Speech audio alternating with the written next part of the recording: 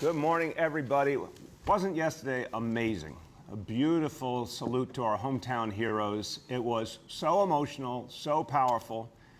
I talked to so many of the heroes who never expected to be honored in this fashion, the same way as great figures in history have been, and winning teams, and everyone who's gone down the canyon of heroes. This was a day for working people. This is a day that we celebrated the people who saw us through COVID, through thick and thin, and honored them in a way working people deserve to be appreciated and honored. The eyes of the whole world were on the Canyon of Heroes. And I just want to express my thanks to every single person, every essential worker, every educator, first responder, healthcare hero, everyone. We tried to include all the folks who saw us through COVID and continue to. And I say God bless them all. It was a beautiful day. And another sign that New York City is back and strong. A day of and by and for New Yorkers, and something to be really proud of.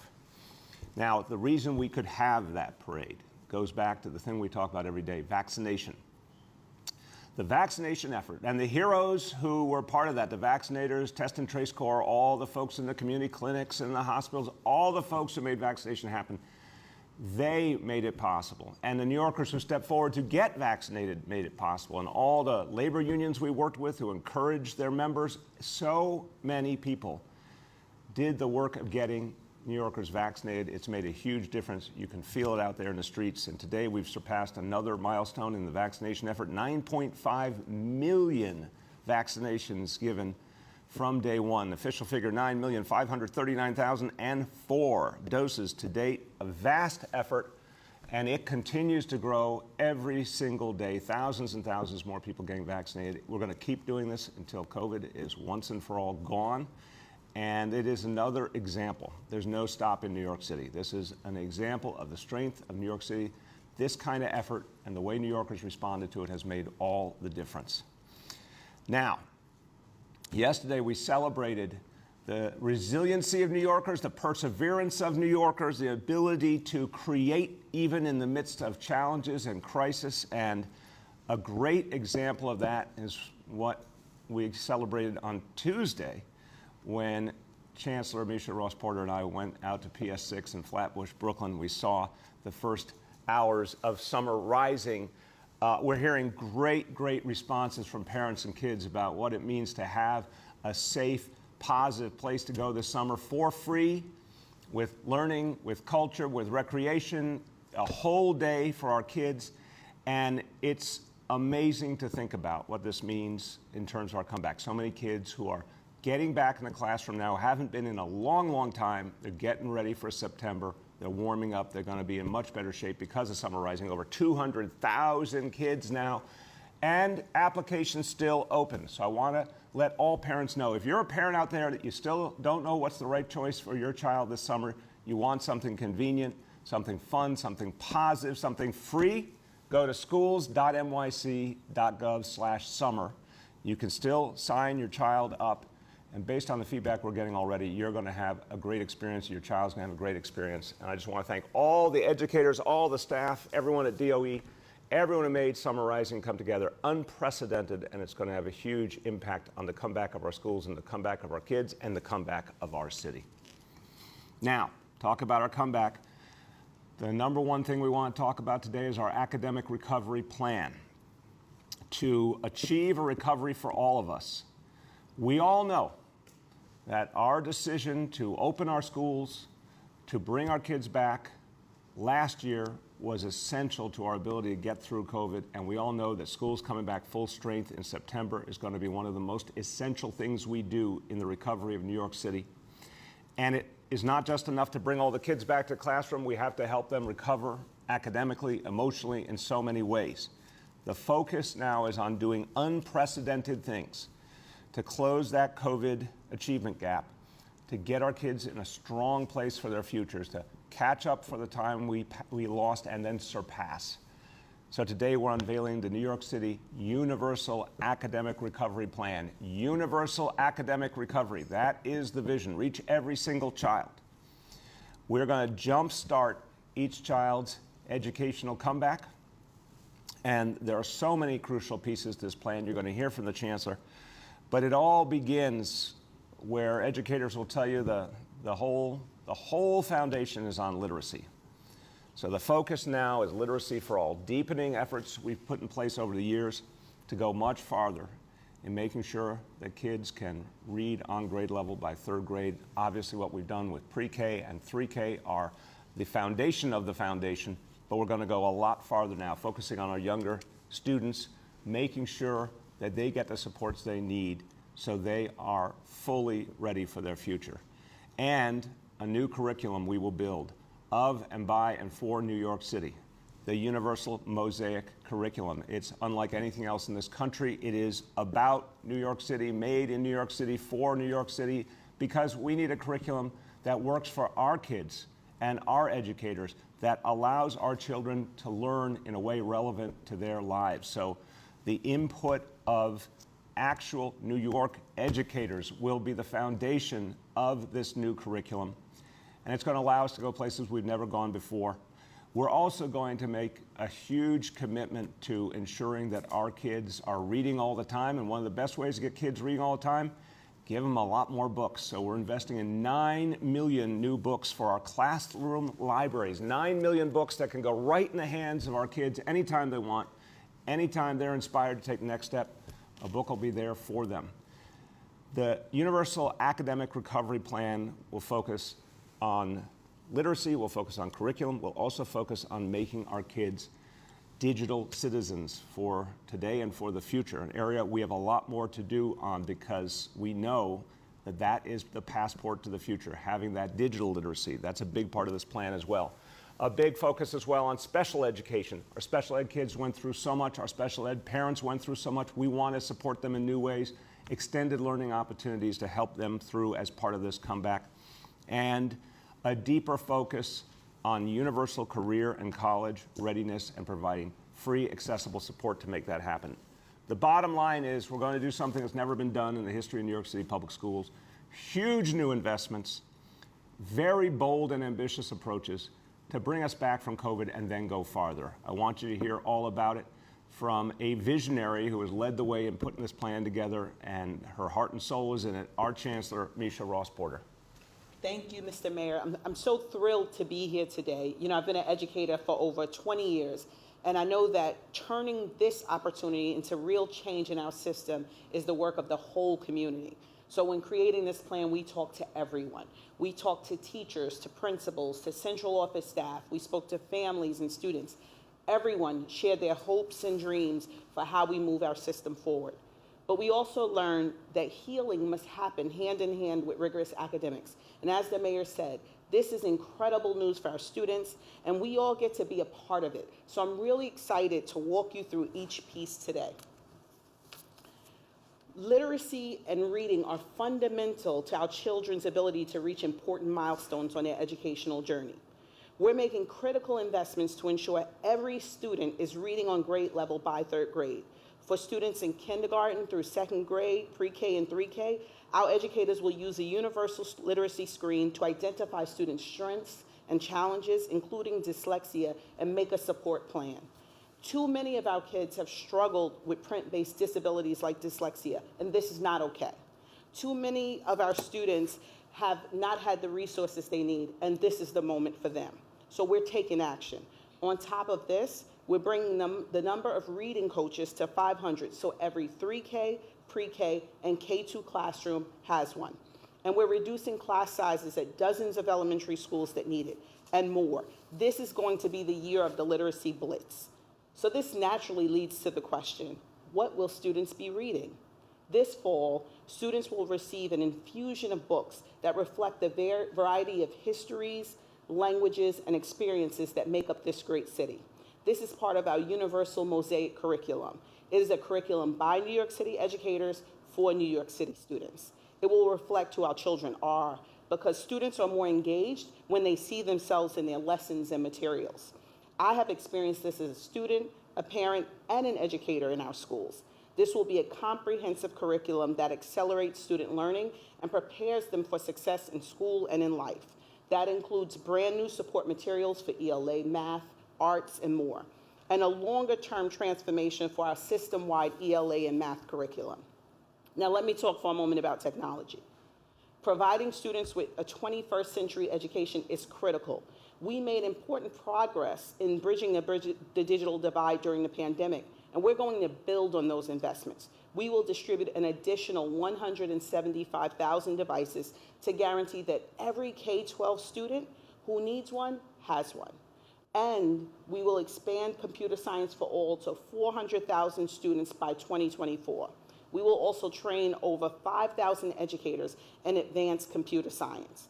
This plan will position all New York City students as digital citizens in today's world. We know that the pandemic has had a disproportionate impact on our students with disabilities. So we are making every resource available to better support students with IEPs at every grade level. From launching after-school and Saturday programs available to all students with IEPs to receive additional instruction and related services, to hundreds more pre-K seats. These investments are key for our students with disabilities. So what's the last stop on our educational journey for our students? Preparing students to be college and career ready, especially as our students heal from the pandemic. We need to make sure they are better prepared for the next steps in life. Every junior and senior will get free, personalized college counseling after school. Every family will be offered universal college financial aid guidance in multiple languages to help navigate the application process. We will add dozens of virtual advanced placement courses and Restore College Now courses so every high school student has access to high-level college coursework. I know that's a lot, but I want to make two more important notes. First, multilingual learners and immigrant families are valued and supported at the DOE. Each of these focus areas includes dedicated supports for these students and families to address their distinct needs and support their academic progress and language acquisition. Second, children in every community are carrying trauma caused by the COVID-19 pandemic. A successful academic recovery can only happen when the emotional and mental health needs of our students are addressed. So we will make sure every child has the supports they need. From social workers to social emotional screenings, we are pulling out all the stops. I want to conclude by sharing how excited I am for our homecoming this fall. Every student, for every teacher, for every family, for every leader, and for all of those who helped us get to this point. I'm excited to ensure every student is welcomed into an affirming, supportive, and rigorous learning environment where they see themselves in the curriculum, where we honor the voices of our students and families. I'm more excited than I've ever been in my 2 decades in education for our most important first day of school. And with that, I'll turn it back to you, Mr. Mayor. It's been 2 decades, but it felt like 2 days. And flew by. Thank you so much, Chancellor. I can tell the passion you bring to this, and we're so excited. And let me tell you, this is a conversation that's been going on for a long time about what we could do if we actually had the resources that our kids deserve. I've had this conversation with Michael Mulgrew over the course of the last decade, dozens, maybe hundreds of times, dreaming of what we could do if we finally could reach our kids with the support they deserve and support our educators in the process and clear the way for them to do what they are so good at. So for all of us, I feel the Chancellor's excitement because this is a turning point moment. I want you to hear from someone who's been fighting for these changes and fighting for these investments for years and years and has succeeded, particularly with the fight in Albany for just funding for New York City. I want to congratulate him on that. President of United Federation of Teachers, Michael Mulgrew. Thank you, Mr. Mayor, and thank you, Chancellor. This has been a day we were thinking about throughout this pandemic, and I'm so happy we're finally here today. But I go back to last March, and probably around last April and May, I remember starting to talk to our nationally elected officials here from the state of New York, and I remember having conversations with Congressman Espaillat. So I want to first thank him and all of the great elected officials we have that represent us nationally, because we said, if you want your schools open safely, we are going to need the funding. And they heard that, and they also heard us saying, and when we finally can get back, there is so much work that we're going to be faced with, we're going to need the funding. And I want to thank Congressman Espaillat and all of our elected officials at the national level for hearing that, because they were the ones who started this charge and saying, we all understand the importance of our schools, and we are here to support. So thank you so much, Congressman. And to our folks in Albany, yes, they heard us. Thank you, Mayor, for bringing that up. They heard us, and we finally have things that we have been fighting for years. CFE is done, and people don't even realize it because we're in the middle of a pandemic. But all of that is great, but let's be clear. We knew when we were going into in the middle of the pandemic that we would get out of it. We didn't know how, we didn't know when, but we knew as long as we kept focused, we would get out of it. And hopefully we're now there. We're at a place that we all were dreaming about. But we also know when we were coming out of it that there would be a lot of extra work to be done. And I think up to yesterday, and I think of all the teachers and all of the school staff that were on that parade route and what they went through, and doing jobs that nobody ever trained them to do, and figuring out problems that they never thought they would face. Going into next year, they understand that we now have a whole new challenge in front of us. It's a whole new challenge. We have to figure out exactly where all of our children are at right now at this place. So that's why it is key to what the Chancellor just said. The key to all education is literacy. So we're going to have to do an analysis of all of our children to find out exactly where they're at, and then have a plan in place. There will be people working this entire summer, just as we did last year, planning on making sure that every school understands, has the resources, the training, and more importantly, they have support from people outside their buildings, because we know in the end, the only thing that matters is what happens inside of that school building.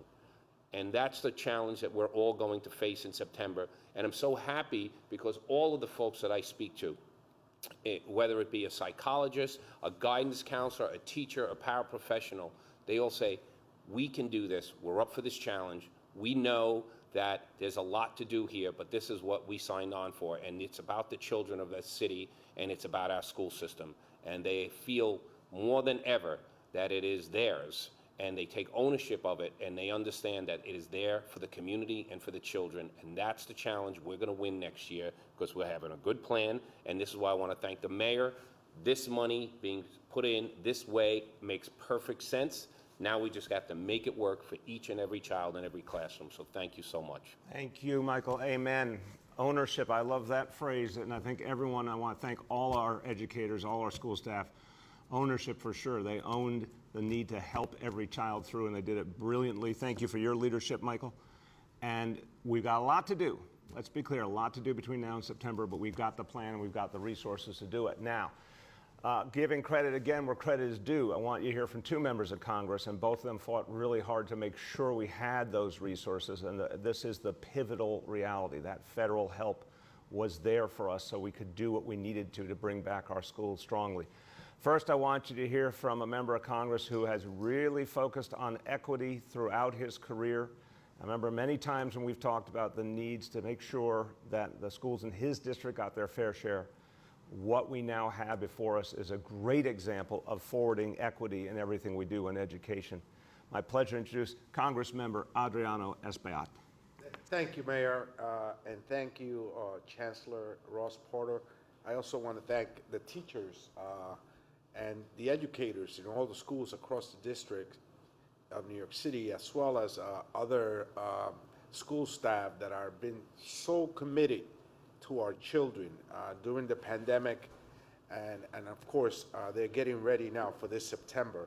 So I want to thank their leader, Michael Mulgrew, for the work that they've done for our communities and our children.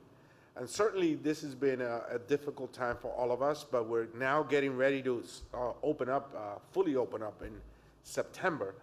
And a lot of it will be doable because of the funding, the federal funding that we were able to successfully approve in Washington. $123 billion for K-12 schools to be distributed through federal Title I formula for funding schools and districts concentrated in areas with high levels of poverty, right?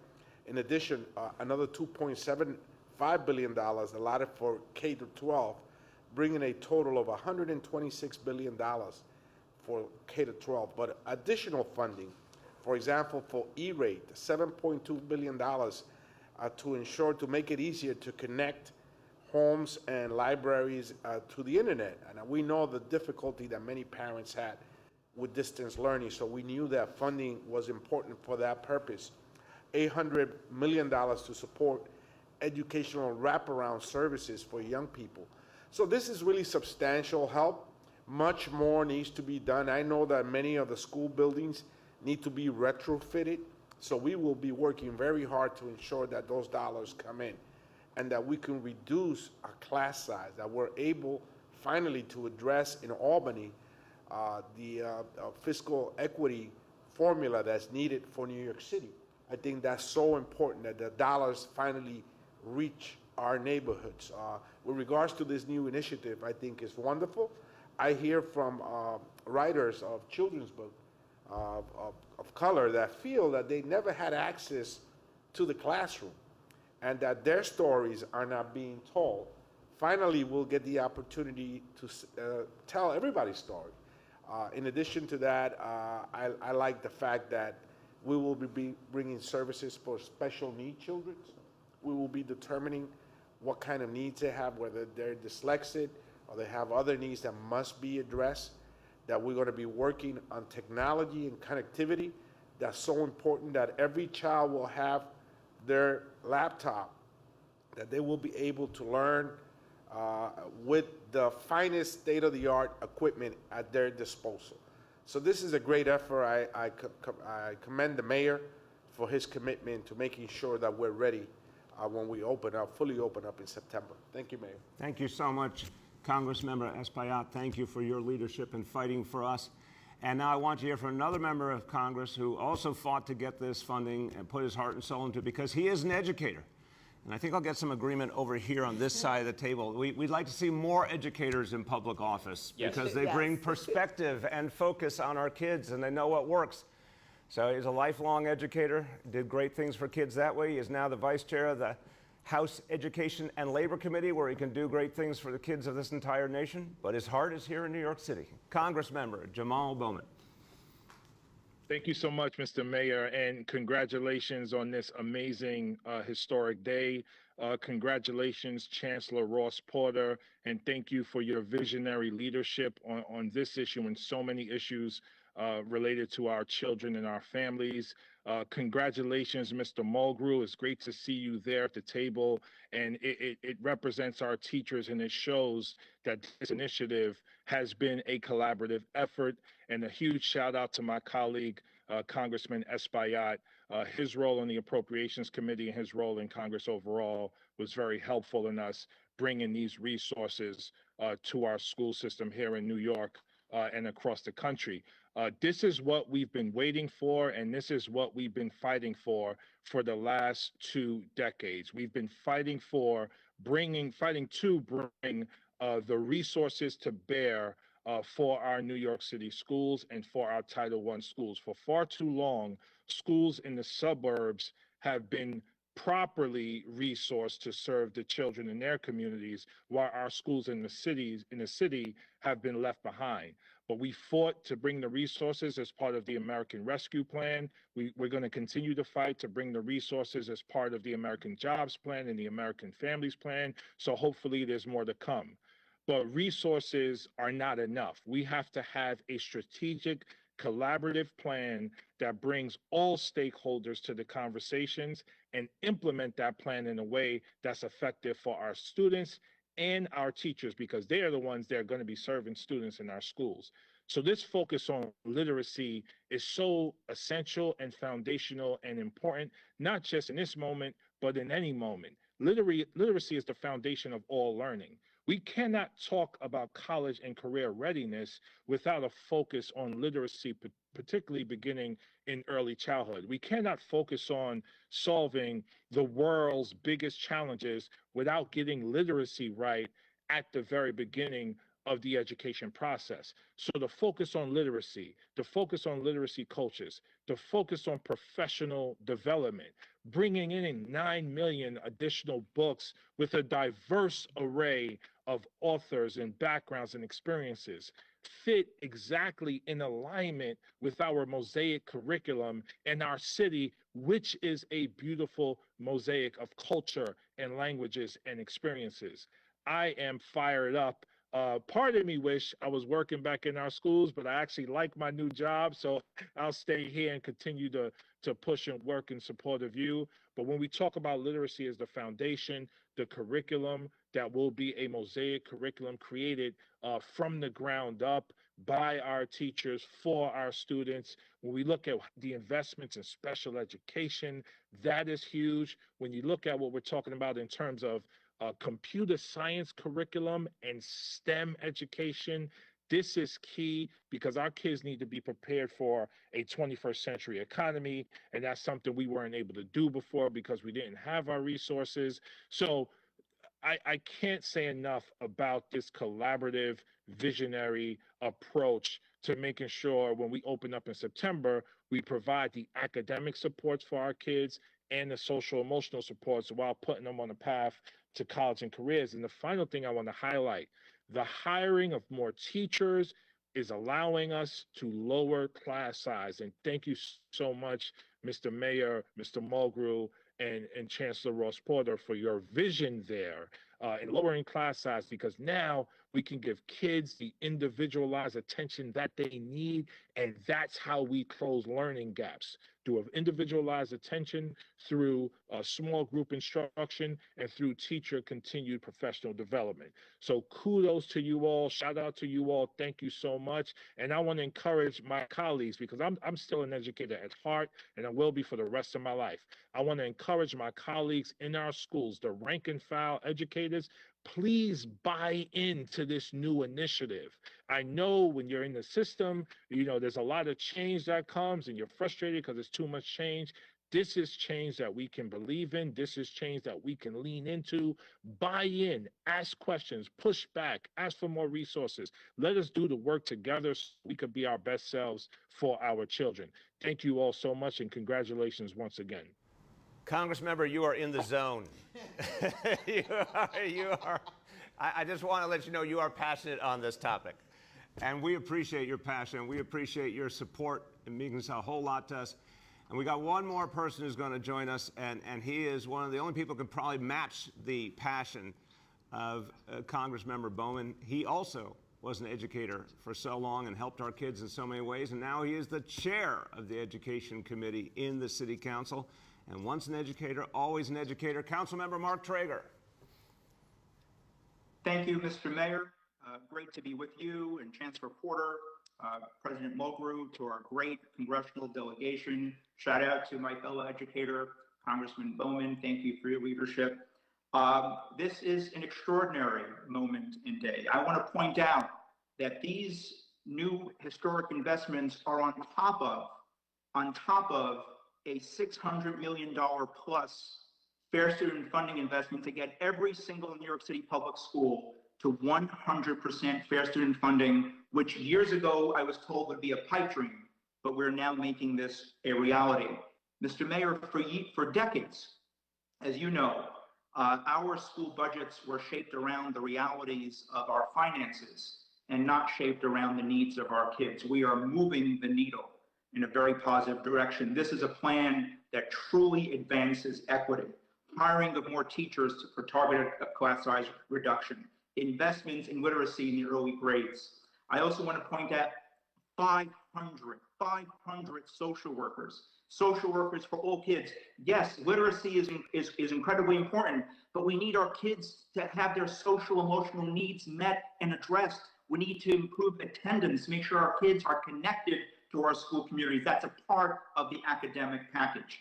Also, the support for literacy in early grades means that parents can get their kids their support in school rather than going to a costly private market. That's an equity victory, Mr. Mayor. Devices for all kids, after school Saturday hours for kids with IEPs to make sure that their needs are being met, support for our multilingual learners, and a school allocation memo, which is more money on top of FSF to customize targeted support. This is an exciting new initiative. I'm excited to get to it. We have more work to do, but this is a significant step forward for equity, Mr. Mayor. Proud to be a part of the team on this. Thank you. He is fired up. I knew he would rise to the challenge every time. Mark TREYGER, you are dependable. Thank you. Thank you for your support for this plan. And everyone, you can hear just the passion and energy everyone's feeling because we want to bring back our schools. We want them to be as great as they can be, and we know they can be. We want our kids to have everything they need, and we're all committed to it. You're going to see something extraordinary this September and this whole school year to come, and it's going to be crucial to the recovery in New York City. Now, one other point I want to raise. We're going to do a few more things today before we go to question and answer. One of them is to really talk about another building block to bring back New York City. Recovery for all of us means getting back the jobs, getting back the vibrancy, the economic activity, bringing this city back to its fullness and then surpassing where we were before the pandemic. To do that, we got to bring tourism back strong. Now, the good news is you already see it starting. It's amazing. Tourists are coming back in really strong numbers already. Well, we want that message to spread far and wide. It's time. It's time to come back to New York City, everyone. This is the place to be, and this is going to be the summer of New York City, and you got to be here. We are sending that message all across the nation with an unprecedented advertising campaign to bring people from across the 50 states here to New York City. It's an extraordinary $30 million effort. TV ads will be across the country telling people this is the place to be this summer. And I want you to see this ad. You'll see what the whole country's going to see about New York City. You gotta be here to see this.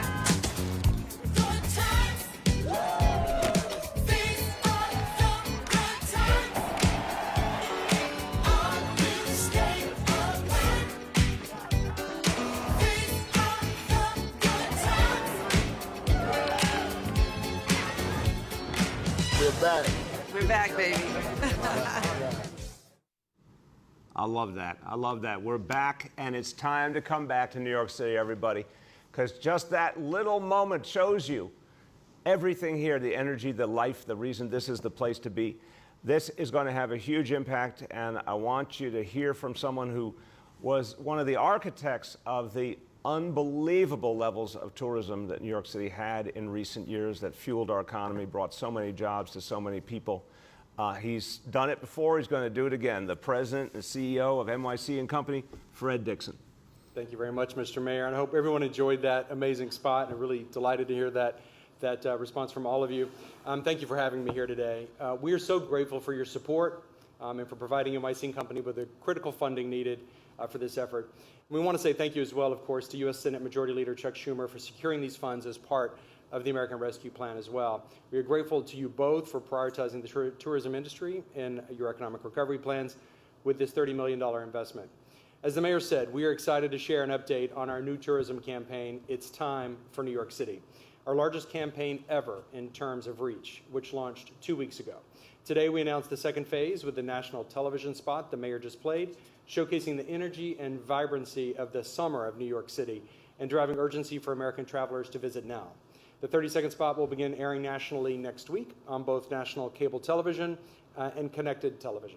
The video will also be promoted digitally across 23 key domestic U.S. markets and enhanced through partnerships with AAA and American Airlines.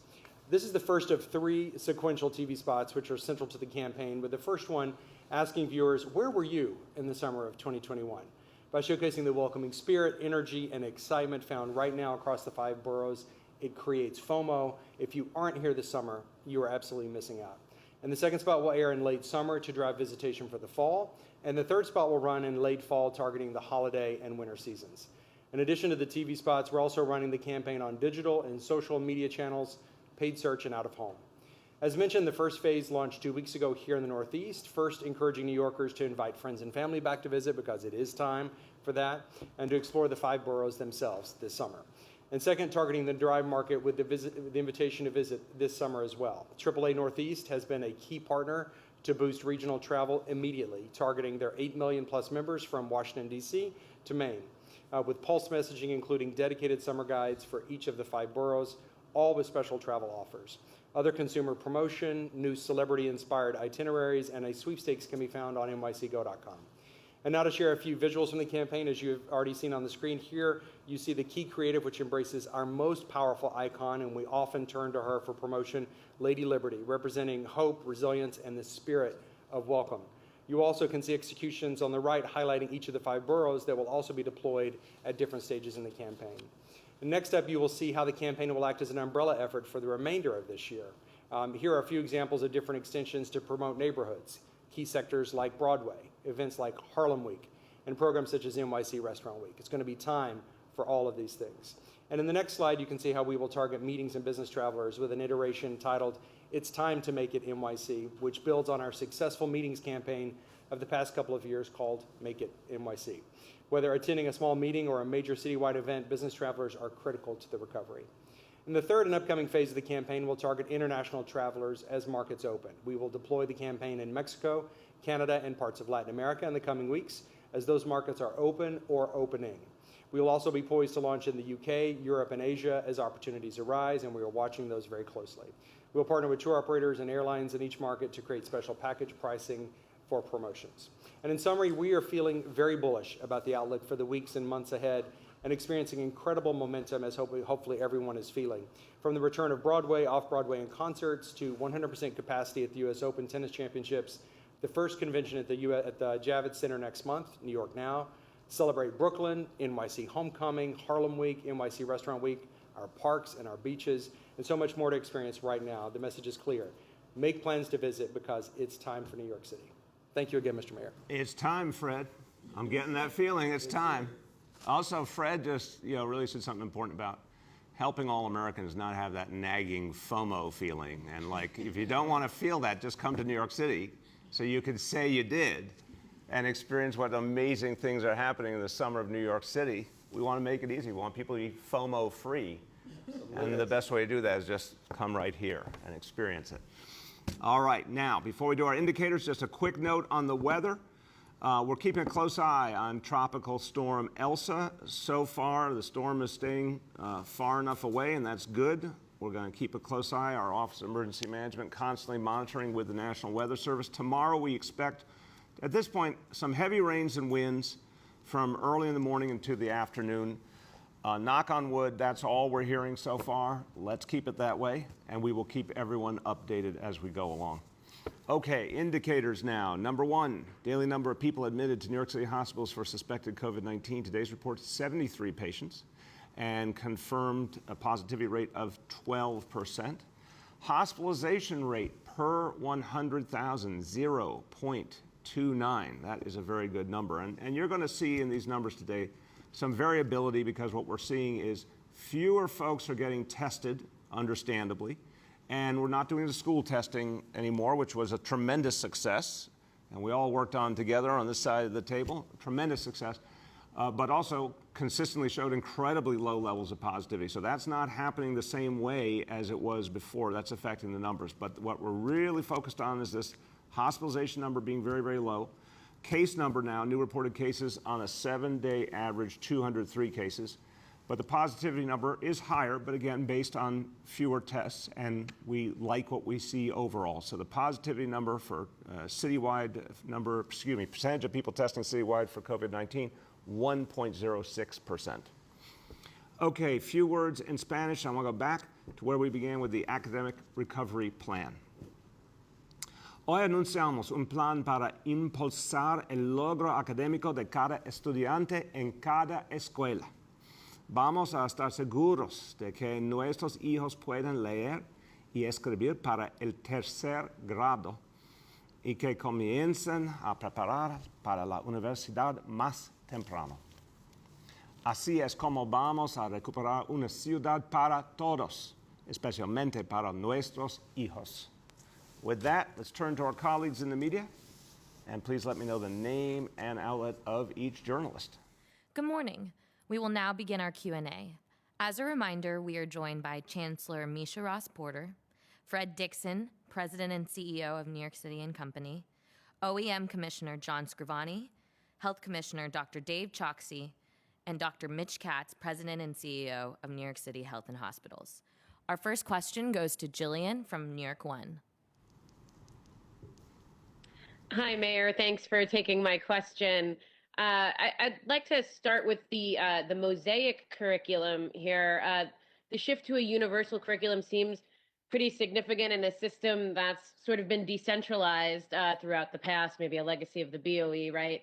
I guess what is prompting the move to something more universal? And can you give us a sense of what this will, what this will be made up of beyond just, new books for students to be reading? Will this be, standards that every school will have to be meeting? How are you going to be kind of developing that, and what kind of breadth will this curriculum have? Jillian, I'll start as the layman and I'll turn to the educators to my left here to talk about it. I think this is a powerful moment for our kids, our families, and our schools because we're going to have a curriculum that's of and by and for New York City. And that excites me.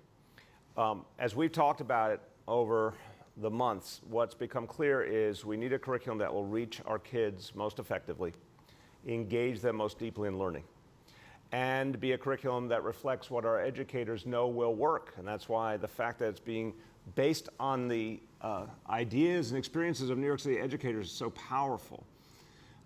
We know we can reach kids a lot better. And having a single New York City curriculum is going to allow us to do that. It's going to simplify things. It's going to free up a lot of teacher time for the work that teachers do best with their kids. So I think you're going to see a variety of benefits here. But the way I would crystallize it is we need a curriculum for New York City kids that is built in New York City. That's what we're doing here. Chancellor. Yeah, sure. So this is a moment of also about partnering with communities, partnering with families, partnering with teachers, partnering with leaders to create that very curriculum that is representative of New York City. And we know very clearly that our students learn best, and we know coming out of this pandemic more than anything, our students need to be engaged and connected. So this isn't just about purchasing books, it's about purchasing books, developing materials, creating units, creating lessons, and taking away that work from teachers of looking for diverse curriculum, looking for diverse texts, and saying, we know we need it, we know who we are in New York City, and we need to build that. This is long overdue, and it's work that should have been done, and we are excited to partner to do it.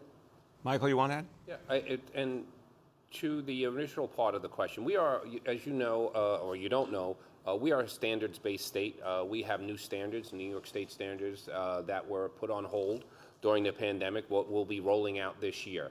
Those standards we all understand every school district has to adhere to. But in terms of the MOSAIC curriculum, New York City, hands down, is the most diverse school system in the entire United States, if not the entire world. In order to engage students, which is the key to, the basic key to all education, we need a curriculum that is responsive and they recognize and have their own interest in. So teachers have scrambled for decades trying to find these materials. What we're saying here is that the school system is taking on the role and the responsibility of bringing all these materials together that represent all of the different children and populations and cultures that we teach, and making them available so that the schools don't have to scramble all over and find them on their own. It is absolutely the smart thing to do, and I'm glad that we are getting started on this massive project. Amen. Go ahead, Jillian. And then just a question on Summer Rising. We've heard from a couple of parents that they were contacted by the school location where their child was attending Summer Rising and were told that they wouldn't be able to stay for the full 8 a.m. to 6 p.m. day due to staffing shortages. Just wondering how widespread of a problem that is and what's being done to address it. Yeah, I do not believe that is at all a widespread problem. I think that's something we're solving as we speak. I'll turn to the Chancellor, but the message to the schools, to the community-based organizations is bring on all the staffing you need, and obviously DOE Central Office is helping to make that happen. And what I'm hearing, Jillian, is just literally just tremendous enthusiasm from parents about having a free, safe, positive place for the kids to go, that they don't have to think about all. There's no hoping and praying you get a seat somewhere. A seat is guaranteed for every child, and this is very much what we found with pre-K for all, and we're finding with 3K for all. When you give a universal right to people, it makes their lives so much better. It takes the stress out of it. So that's why we're emphasizing right now, any parent that does not have a summer plan for their child, we can accommodate your child in Summer Rising and give them a great summer and prepare them for the new school year in the fall. Chancellor, you want to add? So I've said over and over again, summer rising is the important pathway for us back to in-person instruction in our schools. And we are excited by the demand and are going to meet the demand where we need to. And so this is not a common problem. This is an instance at a couple of sites. And we are working very closely with our DYCD partners to make sure that we are staffed up. And I just want to thank all of the staff at all of the sites that have shown up. Jillian, you saw in Brooklyn on Tuesday the excitement, not only that our young people, our students and families felt, but the excitement our teachers and leaders felt to welcome students back into the building. Thank you. Our next question goes to Andrew Siff from WNBC. Mayor, good morning, and everyone on the call. Andrew, I saw you covered in confetti yesterday. Yes, I was covered in confetti, and I was among the crowds and walked the entire route. Well, we thank you. I hope you enjoyed it. A lot of markers, and we did, very much did. It was. What I wanted to ask you though is, amid all of that sort of celebration and the milestone, wanted to get your health folks to weigh in on this too. We said that in Missouri, they ran out of, and that the Delta cases are so significant in unvaccinated areas. There are crisis teams, federal crisis teams responding to parts of the U.S., not other parts of the world. Advertising for tourists here. Do you have any layer of concern? Unvaccinated folks maybe living more here, and maybe whether or who is vaccinated. Okay.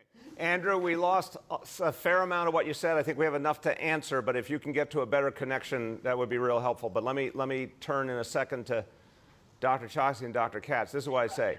The answer always is more vaccination of our people is the way to protect our people. 9.5 million doses now. 4.3 million New Yorkers fully vaccinated. 4.7 million have had at least one dose, and we fully expect we'll get a second dose soon. And we're just going to keep going every single day. Typical day is tens of thousands more people, which is fantastic. This is the key. What we're seeing in Missouri right now is very troubling. You're absolutely right. Clearly correlates to a gap in vaccination or an unwillingness on a large scale for folks to get vaccinated. That's not what we're seeing here. We're seeing more and more people stepping forward all the time.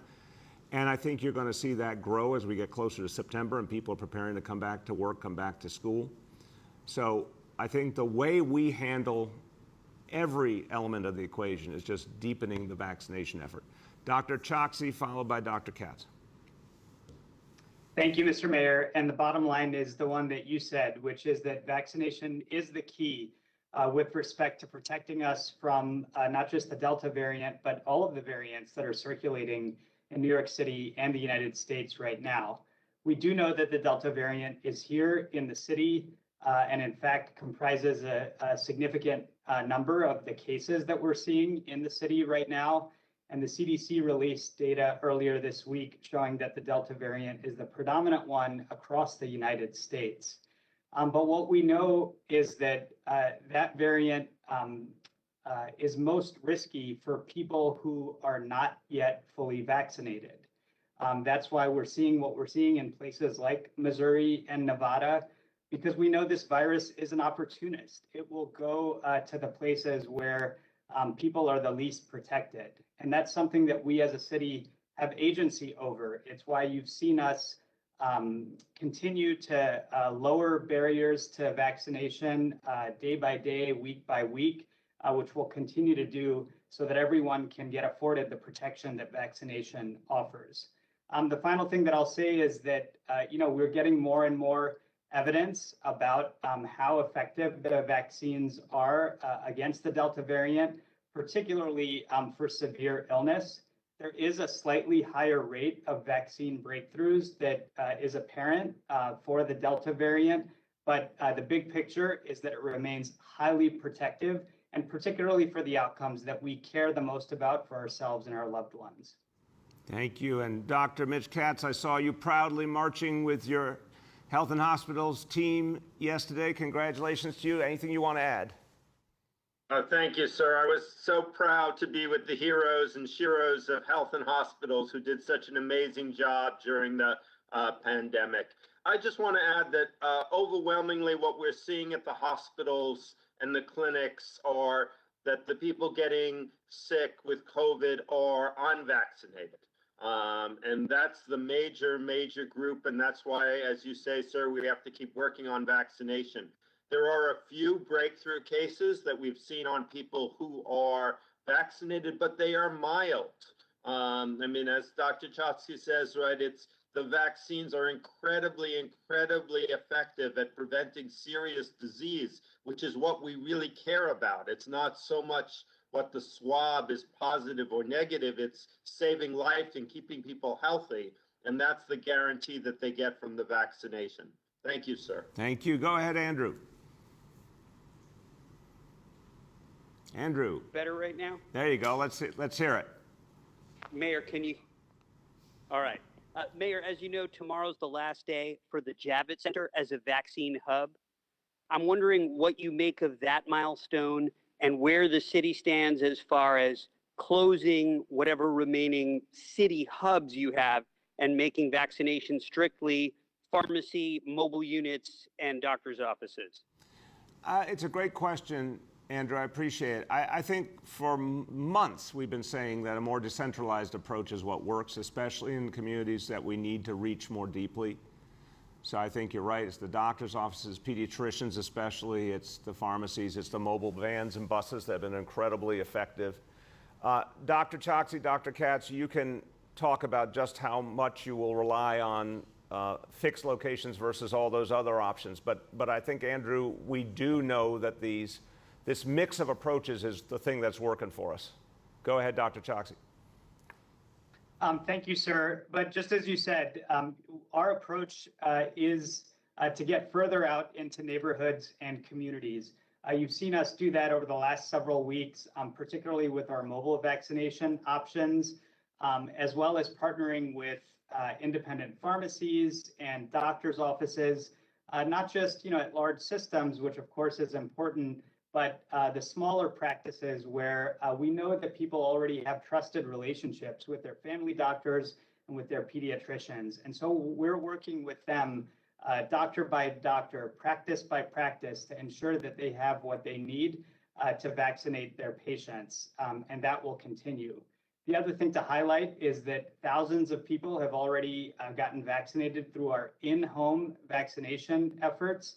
And the mayor announced a couple of weeks ago that that is now open for anyone who is currently eligible for vaccination.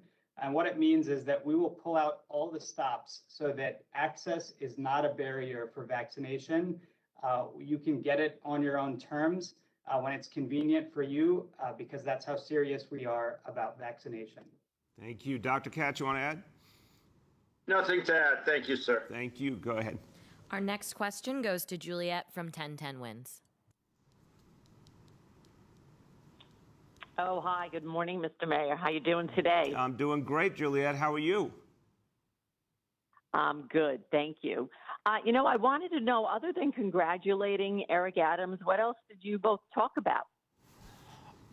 Look, I really want to commend Eric Adams for running a great campaign. Really, this was a tough year coming out of COVID, June primary, ranked choice voting, a lot of variables. He and his team did an outstanding job. And I've certainly said that to him, and I've told him, look forward to working with him as we move forward. But I give him a lot of credit. And I think when someone does that, when they put together that kind of effort under these kind of adverse circumstances, it's a really good indicator of what kind of leader they are. And it makes me feel very good about him and the future of what he's going to do for New York City. Go ahead, Juliet. Yeah, so, he has an earring now after a request from a constituent or people who said, well, we'll support you if you follow up. So I was wondering, have you thought about any requests from a constituent that you'd like to meet before you leave office? That's really interesting, Juliet. I have not gotten the earring request yet. I'm going to have to think about that one. I think it's great he did that. I think it's fun. But I will be listening to the requests from constituents. I'm not sure I'll agree to all of them up front. I'm going to be very careful. You know, last time I did that, you know, Bill Neidhart made me wear a really loud Hawaiian shirt. Now that proved to be a fashion hit. So sometimes it works. Sometimes it works. Our next question goes to Henry Goldman from Bloomberg. It's a tough act to follow there, the Hawaiian shirt and the possibility of an earring, but I will do my best. Nose ring, yeah, we got this. That's the big question. Is it nose? Is it? No, we're not doing septum. That's no, off limits. I'm turning that down. I'm sorry, Henry. There was some conflict here in the room we had to resolve. Go ahead. Sir, there was a controversy months ago about Andrew Cuomo and whether he had engaged in some kind of altering of his appearance. We're moving on. But yes. But I wanted to ask you a question about Andrew Cuomo and Eric Adams, and whether you have any advice for him in how he proceeds with his relationship with the governor. You know what I've said for years, and I think Ed Koch first said it, and I agree with it. There's always going to be a challenge because a mayor and a governor have different responsibilities. Mayor has to look out for 8.5 million people and fight for the needs of the residents of New York City, and a governor has a different constituency. But Koch used to say, you know, when a governor does something good for New York City, thank them, praise them, and when they don't, you know, challenge them, take them on. And I think that's the right way to proceed. Go ahead, Henry. Okay, thank you for that. I also wanted to ask you about the class sizes in this plan. How much are they going to be reduced? So I'll start and I'll turn to the Chancellor. Look, I'm excited about this because, again, our focus is on the youngest kids, and this really builds out what we've been doing for years now, pre-K and now 3K, and that gives you a strong platform to work on this crucial issue, which is getting kids to grade level reading by 3rd grade. An exciting new option is to have 2 teachers in the classroom in some of those younger grades to help move that process along, because that will amplify everything the educators are doing and help them reach kids a lot better. And you know, it really is about laser focusing on the highest impact time. We're doing more than we've ever done before with early childhood, but those follow through years up to 3rd grade is an area where we can double down, and that's what this is about. Chancellor. So we're targeting class size reduction by hiring approximately 140 teachers in 72 schools with the largest class sizes, and focusing, like really being targeted, like the mayor said, in areas where there are low proficiency rates, so that we can provide the support where it's actually needed, and continuing to work towards building a plan forward towards the future as we look towards reducing class sizes over time. Amen. Our next question goes to Jessica from WNYC. Hi, everyone. Thanks for taking my question. I'm really interested in drilling down into some more of the specifics about the MOSAIC curriculum. So first of all, I wanted to understand if it's going to be required and in, you know, K-12. It also sounds like you're in the process of still formulating it, so I wanted to know what the timeline is. I'll start and turn to the Chancellor. This, you know, a universal, you said MOSAIC curriculum, that's right, but the word that goes before that is universal, and it's meant to be universal. It's meant to be for the whole system, which I think is going to simplify and clarify the work of our educators and, again, better represent our kids and what's going to get them learning. So this work is beginning right away. It'll be implemented over the next few years. But it's the culmination of ideas that have been increasingly supported for years now about how to make learning more relevant to our kids. This is not a new concept. It's pulling it together in a new way. And I've heard this so many times from educators, from parents, from elected officials, as you just heard from Congressman Espaillat. A curriculum that reflects this city and our children is what we need. Go ahead. Yeah. I mean, we've been hearing for years from families, from students, from teachers, that we need a curriculum that represents our city, that represents the diversity of the city, like Michael said. And so this moment isn't about a mandate, it's about a collaborative process. It's about a collaborative process to build a curriculum. It's about a collaborative process to identify the literature and the millions of books that need to be in our classrooms. And so we expect this process is starting now, identifying materials, getting materials into schools, but also the process of developing that universal curriculum that will be ready for our schools in the fall of 2023. So we're excited about it. We're excited about engaging in a collaborative process that will require our teachers, our leaders, and our partners to step up with us, and our families, and especially our students. I think the moment that is really important about this is also including the voices of our students and what they're learning and who they're seeing in their learning. And so I'm excited about this. I'm excited to partner across communities to get this done, and I'm excited about the fall of 2023 when our schools are all implementing this curriculum. Amen. Michael, you want to add? I can't emphasize enough the struggle that so many of our schools go through trying to find relevant material to teach our students. This is New York City. I mean, we have all of the different cultures of the Caribbean.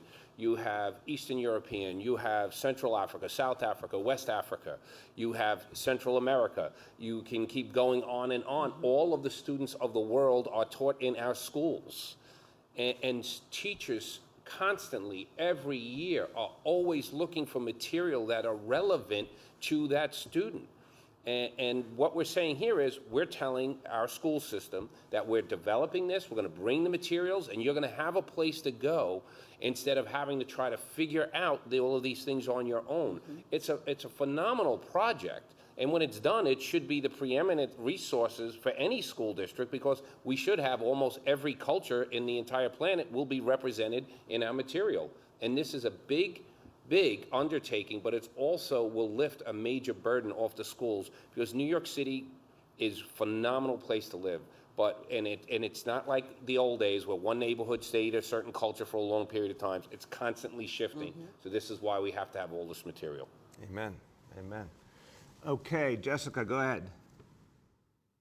I was wondering, for the doctors, you were talking about the kinds of cases you're seeing in clinics and hospitals of unvaccinated people. I was wondering, I don't want an exact number, but I was curious how many of those proportionally are children who are unvaccinated? Dr. CHOKSHI, Dr. KATZ? I'm happy to start. Very, very few children. Right.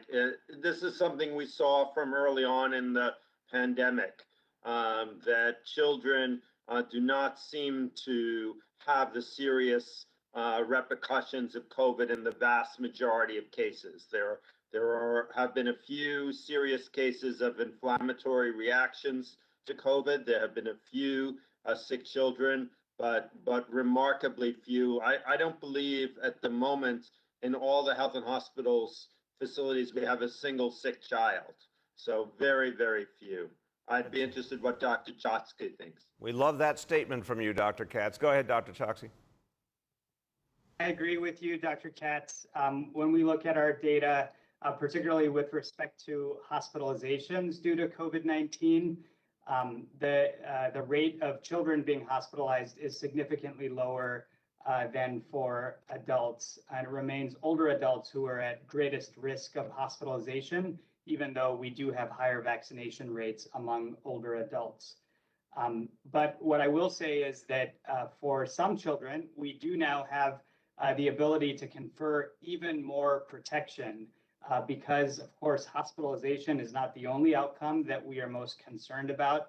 We're also concerned about the longer-term effects from COVID-19. And so I urge parents to very seriously consider getting their adolescent, anyone who is 12 or older, vaccinated as well, because that will help keep them protected. Thank you. Go ahead. Our next question goes to Bob Hennelly from the Chief Leader. Thanks for taking the call, Mr. Mayor. Throughout your tenure, you have repeatedly raised the issue of the nation's race-based wealth inequality, which has only accelerated at an exponential rate during the pandemic. And certainly Universal K and the many programs you announced today for education are steps to address that. But I wonder how you can reconcile those concerns and accomplishments with your inability to meaningfully address the plantation system New York City has long had in place when it comes to the vast pay and benefit disparity between FDNY EMS workforce, police, and fire. The city's EMS workers are primarily female and people of color who make much less than their peers in police and fire that have traditionally been white males, despite the reality, as we saw during the pandemic, EMS workers very much put their lives on the line 24/7 for New Yorkers in the most dire of circumstances. Bob, EMS workers do absolutely extraordinary work and crucial work for this city, and we respect them and appreciate them deeply, and that's why for weeks and weeks we've been in discussions with the union looking for ways to address their concerns and doing it proactively because I want to address these concerns. And we've got to do it in a way that creates balance in everything we're doing, with almost 400,000 employees of New York City. But I think there's a way forward, and I'm hopeful we're going to get somewhere soon. Go ahead, Bob. Worker unions boycotted yesterday's parade. In an interview, Andy Ansbro, the UFA president of Firefighters Association, flagged several reasons for the unions opting out. The one that I wanted to ask for a response on was he says that the administration has not provided hazard pay for first responders on the front lines of the pandemic, despite the fact that Ansbro says Senator Schumer told him directly the American Rescue Plan permits the city to do so and have those costs covered by the federal American Rescue Plan. I think it's instructive to know also dozens of local governments as diverse as from Maine to Texas have opted for some form of hazard pay retroactively. Listen, yesterday was about honoring the people who did the work, who saw us through, and I think what New Yorkers felt all over the 5 boroughs was it was really important to show how much we appreciate those folks and to give them their moment to be focused on for their accomplishments.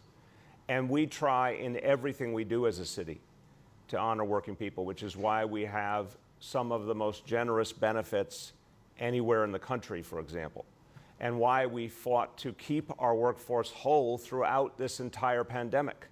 And we did not, thank God, with great cooperation with labor, we did not lay off anyone. We fought to keep the workforce together and support the workforce.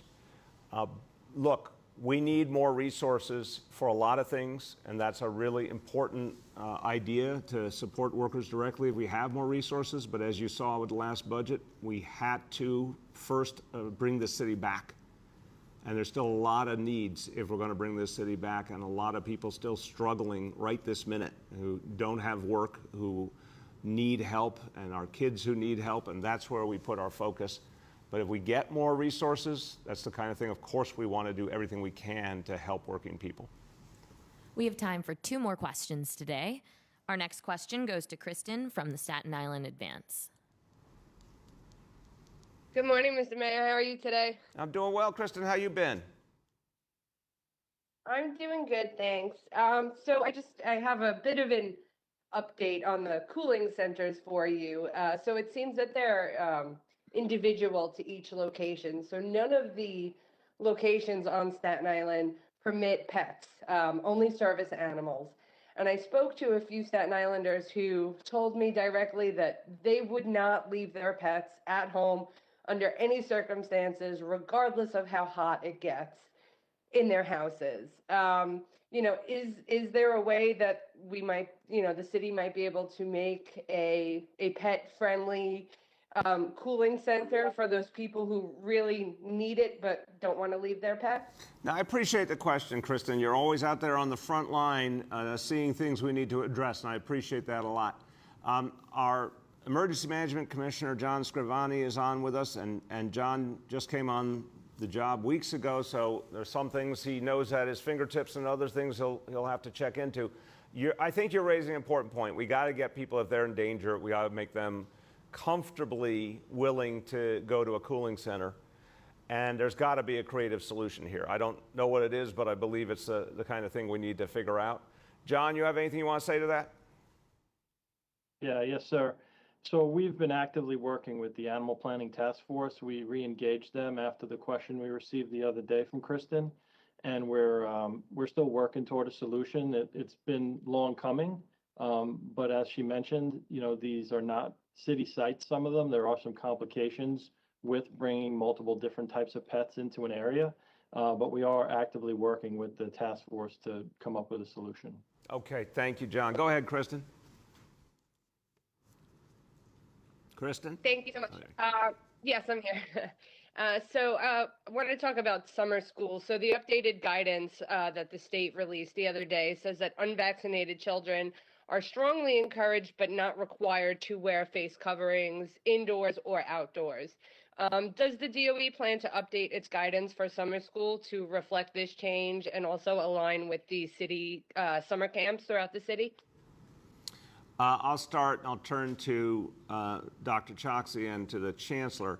Look, we've taken a cautious approach in general, and even when other standards are changing around us, we try to be smart and careful about the best way to handle the situation, and I think it's served us really well. So to date, our approach has been a cautious one on the question of masks, and I think it's helped us a lot. But as to how we're aligning to new guidance, Dr. CHOKSHI, you want to start? Yes, sir. I'm happy to start on this. And briefly, our recommendation has been to keep the current guidance for DOE schools, which keeps the mask requirement in place for both vaccinated and unvaccinated individuals. As the mayor has said, this has been a key part of our layered approach, which has kept schools safe and has made the transmission of COVID almost minimal in the school environment. And so that is the current recommendation. We will continue to evaluate this as we get more and more evidence about what is most effective in the school setting. And of course, my team is in constant communication with the Chancellor and her team about this. Thank you. Chancellor, you want to add? Yeah, we're going to continue to work with our medical experts. The guidance currently stands, and we stay in regular communication. Well said. Thank you. Go ahead. Our last question for today goes to Dana Rubenstein from the New York Times. Hi, Mr. Mayor. How are you? I'm doing great, Dana. How you been? I'm good. So just to drill down on your earlier question regarding Eric Adams. Can you still hear me? Yeah, I can hear you well. Sorry. Basically, you suggested that something about the way Eric Adams led his campaign, or the fact that he led a winning campaign, leads you to believe that he will be an effective leader. I was wondering if you could sort of talk about what about his campaign that inspires you with that confidence, given that plenty of people win elective office but turn out to be problematic once in office. Yeah, that's a true statement, Dana, but I think we also learn a lot about people by the campaign they run and the coalition they build. I think Eric did something I admire. He said this is going to be a campaign about working people. That was music to my ears. He focused on the working people of the city. He focused on the outer boroughs. He focused on communities that often didn't get their fair share, and he built a very powerful coalition. I think that augurs well for how he's going to govern, both what his priorities will be, but also the fact that he knew how to build that coalition and spent years and years doing that work very patiently and put together a great team. So you're right to say, does it guarantee the next thing? Of course not, but that's not what I'm saying. I'm saying I'm very impressed by what I've seen, and in this particular case, it gives me some real confidence. Go ahead, Dana. Thank you. And then relatedly, I'm curious sort of what your level of confidence is that he'll carry out the most important pieces of your legacy, and also what you consider those most important pieces to be. Well, look, everyone up here on this panel can guess what I'm about to say to you. The love of my life is education, and I wanted to make sure we profoundly changed public education in New York City, and we now have added not just 1 but 2 grades. 3K will be fully universal in the next 2 years in New York City, and we are going to have, as a result of that, a whole new reality for kids and families in the city as it really blossoms. So to me, the first question is, building upon that, building out the notion of a more egalitarian approach to education. Because what drove me, among other things, on pre-K was how unfair it was that some kids were getting full-day pre-K and other kids were getting absolutely nothing. And that happened to align too often the wrong way in terms of income and privilege. I have no doubt in my mind that Eric Adams will focus on inclusion and equity in public education, no question. And I feel very good about the balance he'll strike on public safety because he's been a reformer, for decades, long before a lot of people were willing to take that risk. He was, but he also understands how important it is to keep people safe. That's the balance we've been striking with neighborhood policing.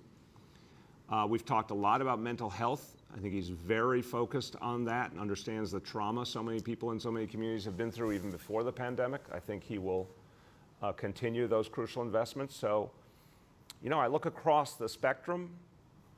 I feel like there's going to be a lot of agreement with the things that we started, and I think he'll build upon them and take them in his own directions, but I believe they'll be kindred. Okay, with that, everybody, we are so happy today that we are able to keep talking about New York City coming back. We saw it yesterday with the parade. We see it today with the academic recovery plan, and the many, many tourists that Fred's going to help bring to New York City are going to help fill the coffers and get people back to work and bring even more life and energy. And remember, we'll finish today with an important point. Do not experience FOMO. If you don't want FOMO, you have to come to New York City.